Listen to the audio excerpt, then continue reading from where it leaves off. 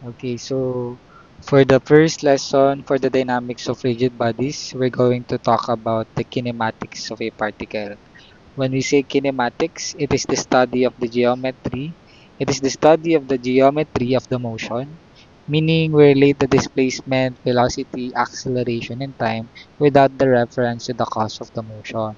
And when we say the reference to the cause of the motion, when we say we're not going to include or when we're not going to uh, add the reference or the cause of the motion, we're not going to include that reference. Okay?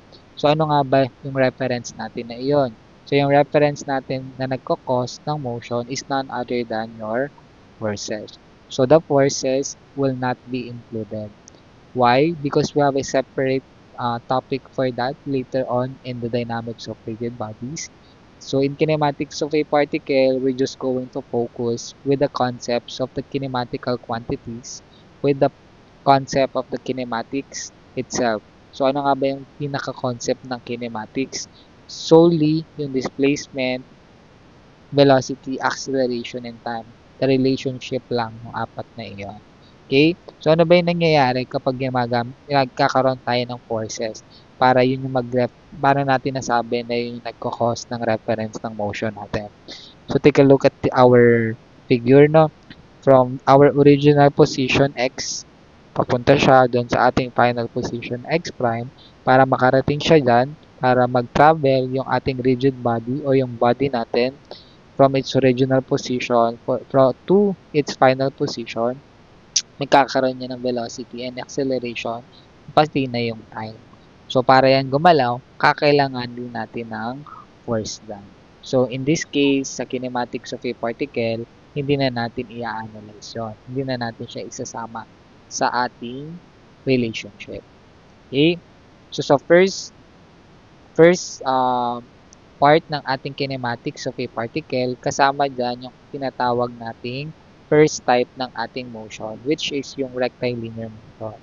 Since this is the study of the geometry of motion, puntahan muna natin yung first part ng iyon. Ano ba yung first part niya?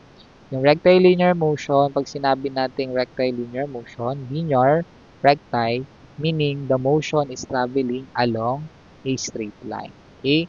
So, our body will travel along a straight path or a straight line. And when traveling in a straight line or straight path, our motion will have these different kinematical quantities. So, anong-ano nga ba yung mga kinematical quantities na yon? First, we have the distance or the displacement of the position. The second is the speed or velocity. The third one is the time and the acceleration, yung pang-apat natin. Pag sinabi nating acceleration, it is a kind or it is a type of a vector quantity. Pag sinabi nating vector quantity, we have the magnitudes and direction. Unlike doon sa ating mga scalar components, like yung time, that is an example of a scalar component. Yung acceleration natin, pati yung velocity, that is another, pati na yung displacement or position, is a type of a vector quantity. Bakit? Kasi meron siyang magnitudes as well as meron din siyang magiging direction. So, yung ating acceleration can travel along x-axis, along y-axis, along z-axis, and it will have a resultant o yung magnitude natin. Okay? For the first kinematical quantities, which is yung position and displacement, dito sa ating figure from the original position o yung yung fixed origin natin, pag nag-travel yung position natin, the position coordinate of a particle is going to be defined by a positive or negative distance of a particle from a fixed origin on a line. Okay? So if this is our fixed origin and our particle travels rightward, punta sa kanan yung ating particle, yung magiging position niya is in positive position. Meanwhile, if the particle moves along the opposite direction naman, meaning it goes leftward, magiging negative naman yung position niya away from the origin. Okay, it will have a displacement or a distance of x prime which will have a negative distance.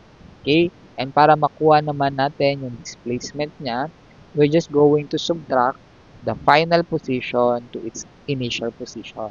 Meaning the distance, the final distance will be subtracted from the initial distance, and that will be your displacement. Okay? And for the velocity naman, if ang ating particle moves, okay, ito yung ating original particle or yung first position ng ating particle, and this will be the final position ng ating P prime. Doon sa ating origin, kung ito yung O natin, it travels a distance x, and from P to P prime, you will have the delta x. Why? Because if this is your x1 and this will be your x2, okay, this is your x2. So, yung pag sinubtract natin yung x2 sa x1, this will be your displacement.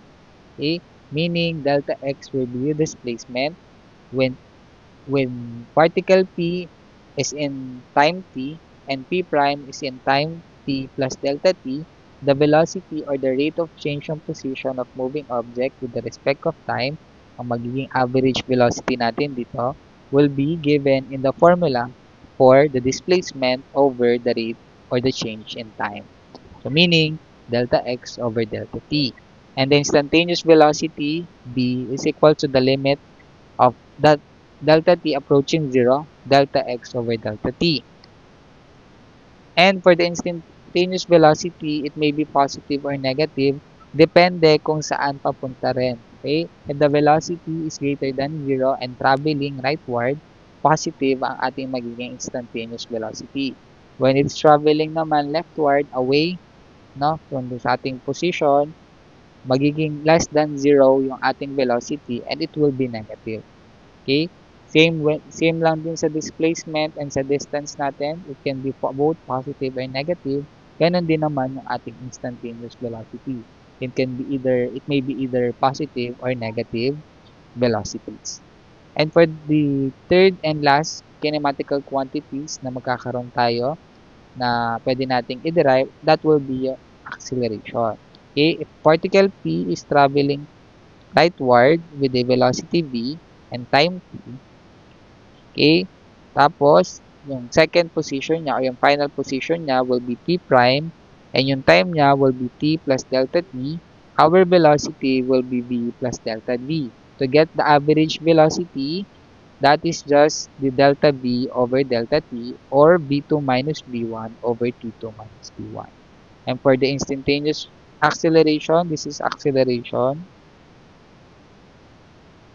Medyo naduling na ako magsulat. For the instantaneous acceleration, it is given by the formula A is equal to the limit of delta t approaching 0, delta v over delta t. So, if you take a look at our figure also, paano ba natin malalaman kung positive or negative yung instantaneous acceleration natin?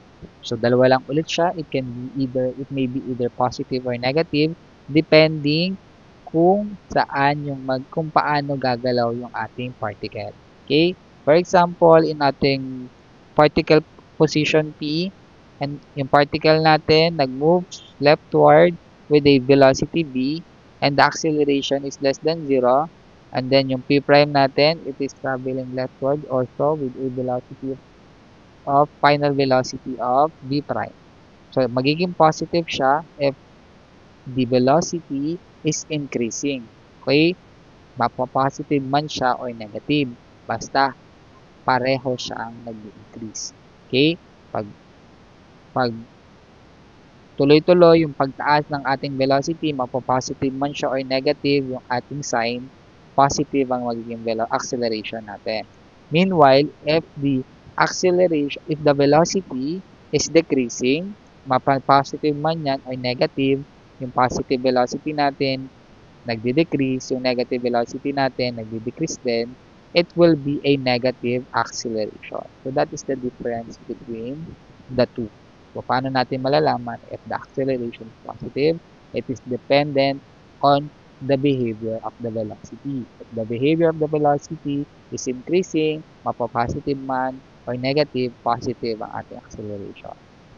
Kabaliktaran yan, opposite lang, if the positive or negative velocity are both decreasing, then our acceleration will be negative. Okay, so now let's answer the first sample problem. Okay, for our first sample problem, a particle's position in inches along the x-axis after t seconds of travel is given by the equation x is equals to 24 t squared minus t cubed plus 10. Letter A, what is the particle's average velocity during the first 3 seconds of travel? Letter B, where is the particle and how fast is it moving after 3 seconds of travel? Letter C, where is the particle and how fast is it moving after 20 seconds of travel? And letter D, when is the velocity of the particle 0? What is the particle's position at that instant? And lastly, compute the acceleration of particles in example 6 times at t is equal to 3 seconds, 5 seconds, 10 seconds, and 15 seconds. Okay, for the first sample problem, let's answer first letter A. Okay, so letter A, pinapahanap sa atin dito is yung ating average velocity. And the V average is given by the formula delta x over delta t, or x2 minus x1 all over t2 minus t1. Okay? For x2 minus x1, so for x2 minus x1, ano ba yung x2 natin? Kunin muna natin yung x natin when t is equals to 0 seconds. Okay? Kunin natin yung t1, x1 and x2. When t1 is equals to 0 seconds, kasi at rest siya, para makuha natin yung average na, your x1 is equals to 24 times 0 squared minus 0 cubed plus 10. Okay, x1 is equals to 10 inches. Okay? When t2 naman is equals to 3 seconds, so t2, so x2 is equals to 24 times 3 squared minus 3 cubed plus 10. So your x2 is equals to 199 inches. Okay, therefore your x2 is 199, your x1 is 10, your your t2 is 3 seconds, and your t1 is equals to 0 seconds. So substitute natin siya doon sa ating formula, 199 minus 10 all over 3 minus 0, your average velocity is 63 inches per second. And that is now your final answer. So, ganun lang naman siya kadali yung pinapahanap doon sa ating first sample problem sa letter A. Now, for letter B, pinapahanap sa atin dito, where is the particle and how fast is it moving after 3 seconds of travel? So, nasaan na daw? So, pag sinabing nasaan, ang kailangan natin kuhanin dito is nasaan na yung since ang hinahanap natin dito ay saan, x ang hinahanap natin dito. So, for letter B, where is the particle and how fast is it moving? Ang position niya is when t is equal to 3 seconds, x is equals to 199 inches. So, ito na yung sagot natin doon sa una. Okay?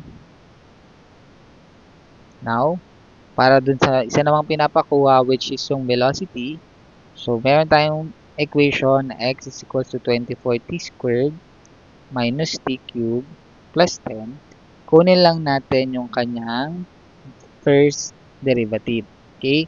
Since v is equal to dx over dt, change of x with respect to change of time, so velocity ang magro-rule dito is yung power rule natin. So 24 times 2 is 48t minus 3t squared.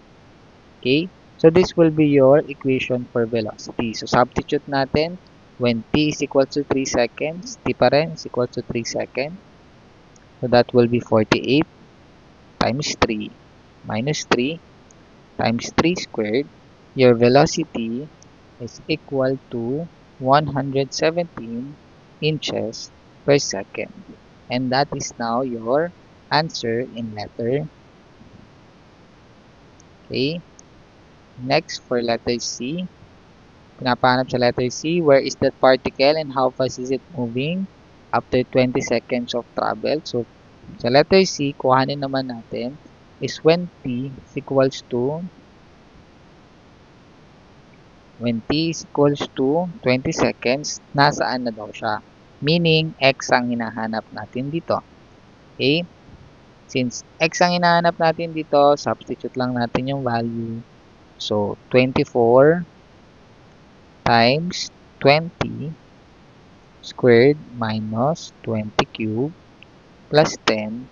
Your x is equal to, wait, compute ko lang. Okay, so 24 times 20 squared minus 20 cubed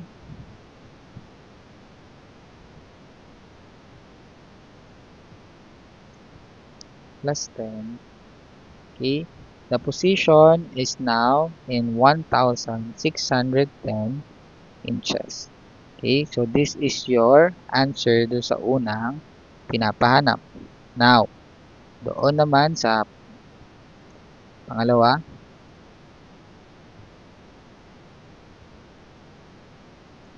in which kailangan din natin yung b natin is equals to 48t minus 3t squared. So, direct substitution lang, 48 times 20 minus 3 times 20 squared. Your velocity at t is equals to 20 seconds is 48 times 20 minus 3 times 20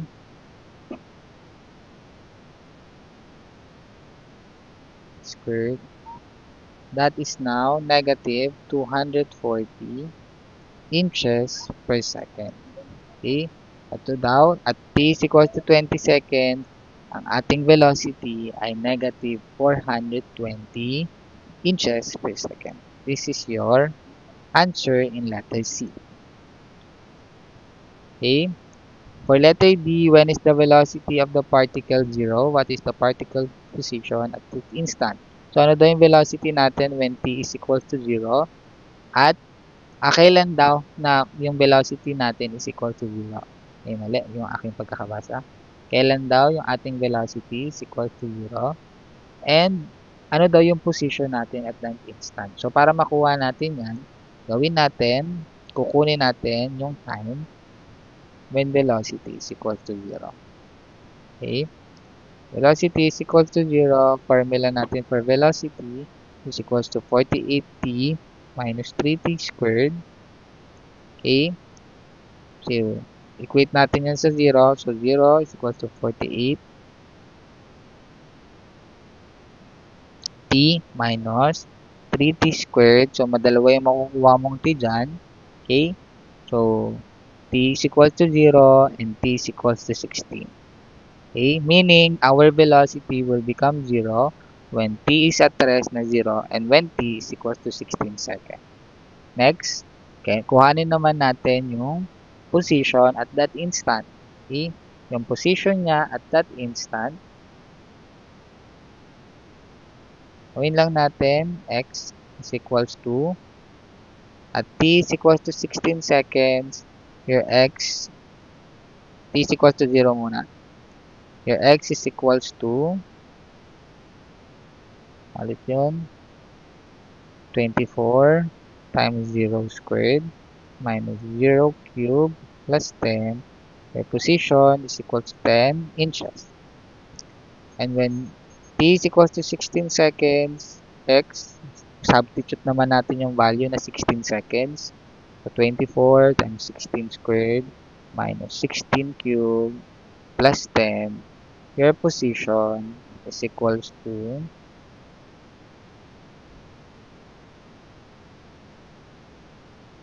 Wait lang. Calculate ko lang. 24 times 16 squared minus 16 squared plus 10. So our position is 2,058 inches. Meaning, at t is equal to 16 seconds, ang position natin ay nasa 2,058 na. So these are our final answer. Okay? Meron pang pinapahanap dun sa susunod. Compute the acceleration of the particle in example 6 times at t is equal to 6 seconds. So, kunin natin ngayon yung ating equation for acceleration. Okay, lagi nyo tatandaan, ano yan? At t is equal to 3, 5, 10. 3, 5, 10, and then 15 seconds. Okay, lagi nyo tatandaan pag magsusolve kayo ng acceleration naman, meron tayong position na equation 24t squared minus t cubed plus 10. Ang velocity natin is dx over dt, which is 48t minus 3t squared. Okay? Acceleration naman natin is derivative lang ng velocity. So, dv over dt. So, kunin natin yung derivative nito, that is 48 minus 60. Meaning, ang formula natin for acceleration is 48 minus 60. Ito na ngayon yung gagamitin natin to get acceleration at t is equals to 3, 5, 10, and 15 seconds. Gawin natin A3, that is 48 minus 6 times 3, that is equal to 30 inches per second squared. And acceleration at 5 seconds, 48 minus 6 times 3, 5, sorry. That is 18 inches per second squared. Acceleration, when t is equal to 10, that is 48 minus 6 times 10, that is negative 12 inches per second squared. And when acceleration is 15 seconds, that is 48 minus 6 times 15, the acceleration is negative 42 inches per second squared. And ito na ngayon yung final answer natin for letter B. Okay, so for our second problem naman, sabi dito, the position of a particle is given by the equation f of t is equal to t cubed minus 6t squared plus 9t, where t is measured in seconds and f of t in meters. Find the velocity at time t. What is the velocity after 2 seconds and after 4 seconds? When will the objects be stationary? And find the acceleration at time t after 4 seconds. At time t and after 4 seconds. So, ang hit natin dito, acceleration, is the rate of change of velocity. Okay, for letter E, meron tayong equation na f of t equals to t cubed minus 6t squared plus 9t. Gawin natin, hanapin natin yung velocity at time t. So, para makuha natin yung velocity, that is dv, velocity is dx over dt. Ito yung equation mo for x. Ito yung position mo for particles, for position. So, ang gawin natin, derive natin yan. Kunin natin ang first derivative. That is 3t squared minus 12t plus 9. Afterwards, substitute na natin yung yun na yung sagot natin. The velocity at time t. Okay? Next, letter B. What is the velocity naman daw after 2 seconds and after 4 seconds? The velocity at 2 seconds is equal to 3. Substitute natin yung time, which is 2 seconds, squared minus 12 times 3 times 2 plus 9. Your velocity is equals to, calculate natin. So 3 times 2 squared minus 12 times 2 is 9. Your velocity at 2 seconds is negative 3 meter per second. Your velocity naman when t is equals to 4 seconds is 3 times 3. 4 seconds pala, sorry. 3 times 4 squared minus 12 times 4 plus 9. Your velocity at 4 seconds is equal to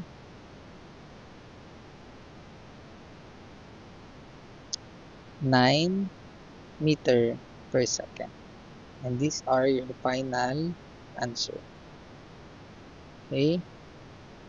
Next, kuhanin naman natin ngayon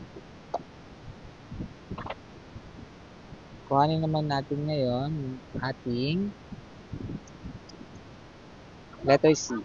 When will be the object stationary? Pag sinabi nating when, ang hinahanap sa atin dito is time. At pag sinabi nating stationary, ibig sabihin, ang ating velocity ay 0. So, kailan daw siya nakatigil?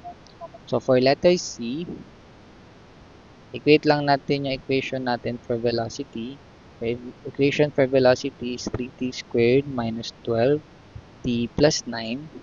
So, 0, equal natin sa 0 yung velocity. That is 3t squared minus 12t plus 9.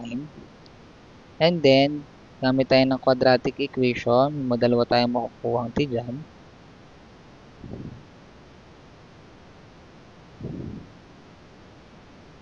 Okay.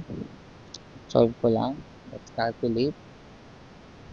0 times 2, 3,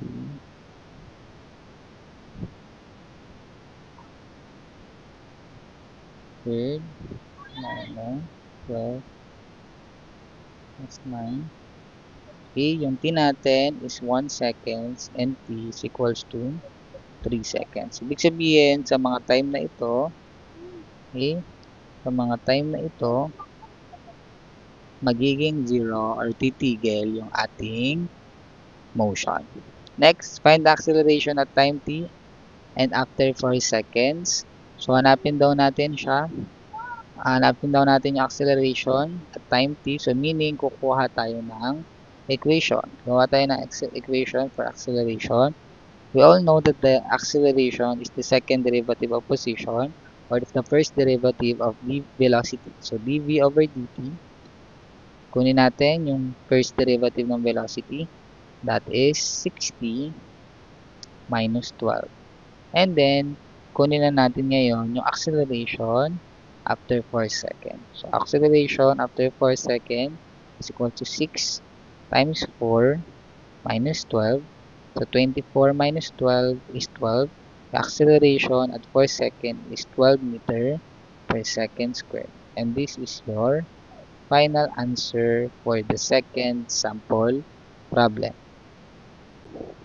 And for our last sample problem, problem number 3, the height after 3 seconds of travel of a projectile thrown upward from a top of a 96-feet building is h of t is equals to 80t minus 16t squared plus 96 feet. Letter A, what is the projectile's average velocity for the first 2 seconds of travel?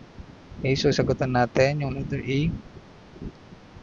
For letter A, average velocity yung hinahanap at yung formula natin dyan is x2 minus x1 over t2 minus t1. So, hanapin muna natin yung x2. Okay? Yung x2 when time is equals to 2 seconds. Okay? So, that is 80 times 2 minus 16 times 2 squared plus 96. Your x2 at time is equals to 2 seconds. Ito yung t2 mo. Okay, so 80 times 2 minus 16 times 2 squared plus 96. Your position is 190 feet. And when time is equals to 0 seconds naman. Okay, solve natin to. Substitute natin yung value. So, x equals to 80 times 0 minus 16 times 0 squared plus 96. Here, x is equals to 96 feet. Okay, so ito yung x1 natin. Substitute natin dito. 192 minus 96 all over dito natin na 2 seconds minus 0. Your average velocity is equal to 40. Pwede pala yun. Pindutin yun, no? So, yung walang na scope. So, 40e, ito lang. Wala na. 40e feet per second. Okay? So, ngayon, sagot natin.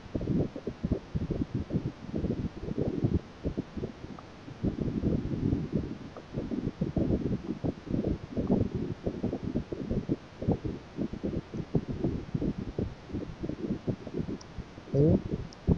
Next, solve natin yung letter B, yung napanap sa letter B. What is the projectile's initial velocity? Hanapin daw natin initial velocity. Okay, kung meron tayong ratio to 80t minus 16t squared plus 96. So, kuhanin natin yung equation for velocity. That is dx over dt.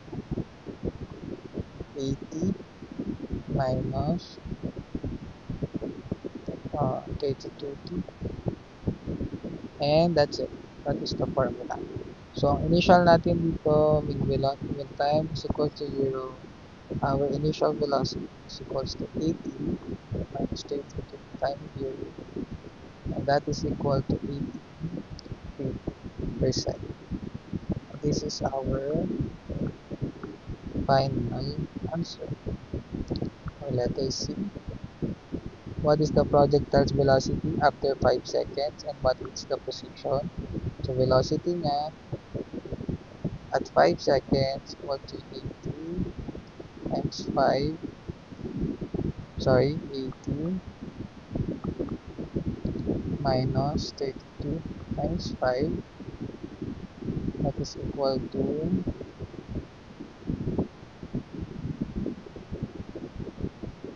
80 minus 32 times 5. Okay. Our velocity is equals to negative 80 feet per second.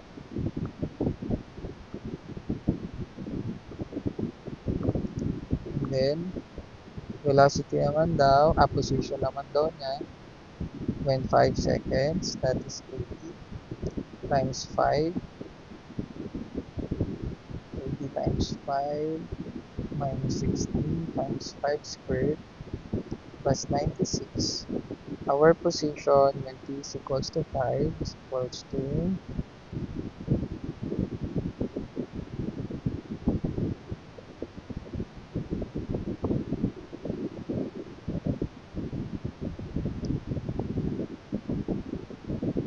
96 feet. So, when t is equals to 5 seconds, ang ating position ay 96 feet. And then, for letter D, when does the projectile hit the ground and with what velocity does it hit? So, ang kunin natin ngayon is kailan daw nasa ground yung ating projectile. Para may hit niya, dalawa lang naman yan eh. Either nasa taas o nasa baba. Kapag na-hit niya yun, ang ating magiging time, ang magiging velocity natin doon ay equal sa okay, ating magiging position doon, position natin is equal to 0. So that is 80t minus 16t squared plus 96. So, may makukuha tayong time dyan. Bakit mawawala lagi? 6.2 square is 96. Makuha natin yung dalawang t dyan.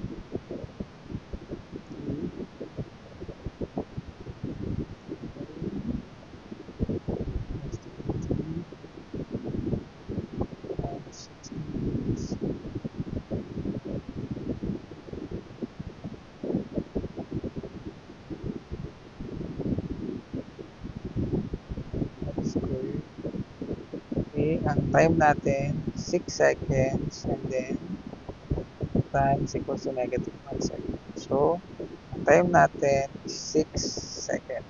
Doon niya may hit yung ground. So, ano naman yung kanyang velocity? So, velocity niya in 6 seconds, and that is 80 minus 32 times 6. Our velocity at 6 seconds is equals to 3 times 6 is negative 112 feet per second. So, ngayon, ang final answer.